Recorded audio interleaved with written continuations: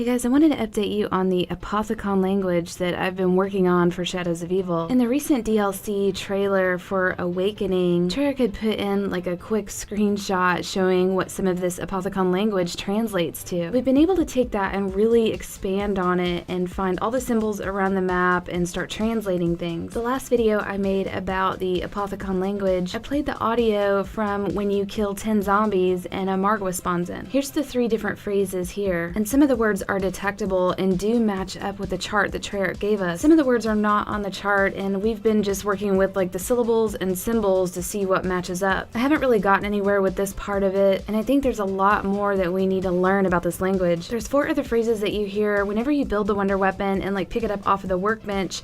You hear what I believe is the keepers like talking to you about this weapon. It translates into feed and then the wonder weapon's name, and then it said Zor Argoth. The word Zor Argoth is at the end of each of the sentences, but this word is not on the translation chart. By breaking down the syllables and then matching them with the symbols that are from the chart, you can put this symbol together to look like this. And it matches the symbols that are on the Pack-a-Punch machine that are actually next to some of the other symbols that mean Apothicon servant. Because again, yeah, the syllables and symbols do match up to that word. So it's kind of interesting to see like how this is all starting to fit together. We still don't know what the translation of Zor Argoth is in English. I guess the idea here is to try to figure that out. But I don't know if we have enough information yet. I've had some progress with mapping out all the symbols on the Pack-a-Punch machine. This outer red ring right here has 38 symbols on it. I was able to map them all out, and here are some very clear images of what these actually look like. I have them all laid out right here. If you start at number 1 at the top of the circle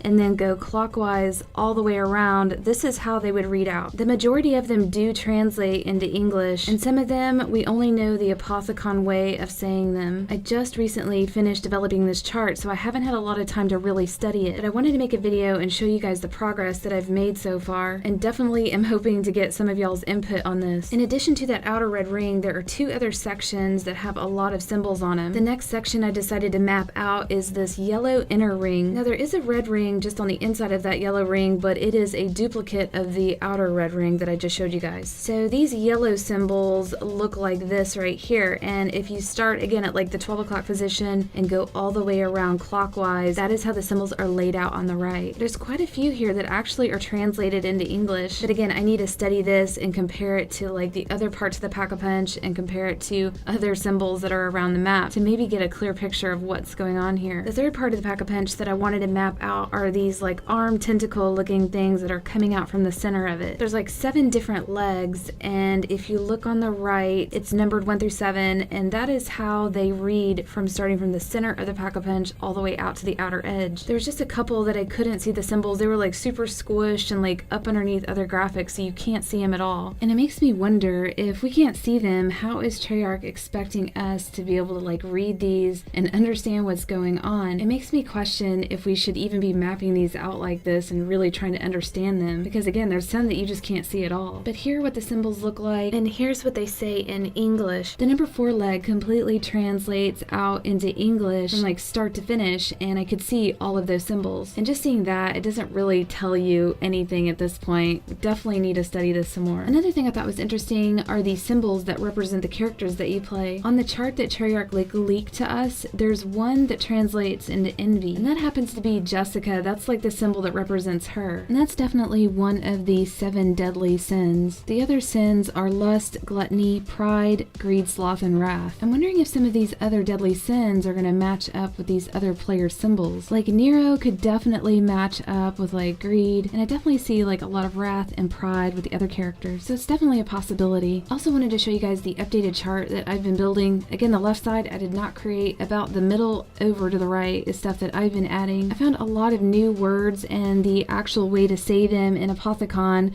but no translation into English yet. And I was able to build this from listening to the audio from the swords. Like when you have the sword, you hear this voice, and he says every symbol on each of the swords. So that's like where all of the ones on the far right are coming from. I'll have this chart in the description for you guys to download so that y'all can, have this to reference if you're interested in checking out this language. Also, I've updated my sword chart. Every Apothicon sword has 2 lines of writing on them, and I've been able to match up like all the words so far, at least in Apothicon. I guess my next step is probably going to be to break down these syllables and symbols and match them up and find out if each little syllable that matches up with a symbol has some kind of meaning behind it. From looking at the main chart, no, it doesn't look like anything really relates very well. There's a few things that do, like time seems to have some of the same symbols in it, and there's a few other things that match up, but there's nothing like super consistent that makes me feel like I could really understand this well. But I'm definitely going to keep trying. I hope you guys enjoyed this, and we'll see you next video.